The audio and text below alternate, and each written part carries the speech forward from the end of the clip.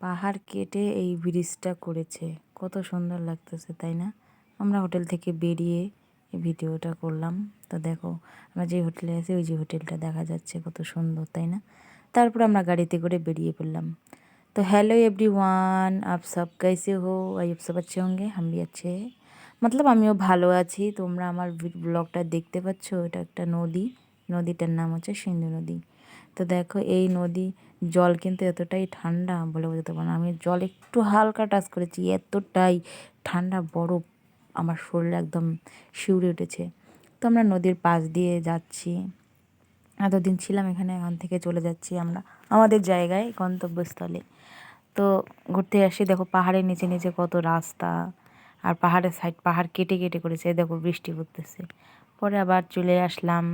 এই দেখো খুব ভালো লাগে আমার পাহাড়ে ঘুরতে, খুব ভালো লাগে। কিন্তু দেখো পাহাড়ের রাস্তাগুলো পাহাড় কেটে করেছে না, দেখো মনে হচ্ছে যে এই পাথর মনে হয় খসে পড়বে, এই বোধহয় খসে, মানে কি বলবো আর। তারপর আমরা ঘুরে চলে আসলাম আবার আমাদের হোটেলে, ঘুরে ঠুরে, তো সেটা করতে পারিনি। তো আমার ভিডিও তোমাদের কেমন লাগে অবশ্যই জানাবে। আমি ফার্স্ট টাইম করতেছি, কি বুঝি না কীভাবে ভয়েস দিতে হয়, কীভাবে কী করতে হয়।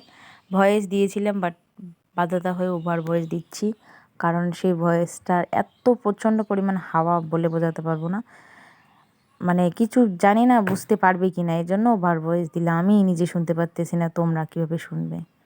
তো এই দেখো আবার এসে একটু ঘোরাঘুরি মস্তি করতেছি, তারপরে আমরা বাড়ির উদ্দেশ্যে রওনা দেব, সেটাও তোমাদের সাথে শেয়ার করব।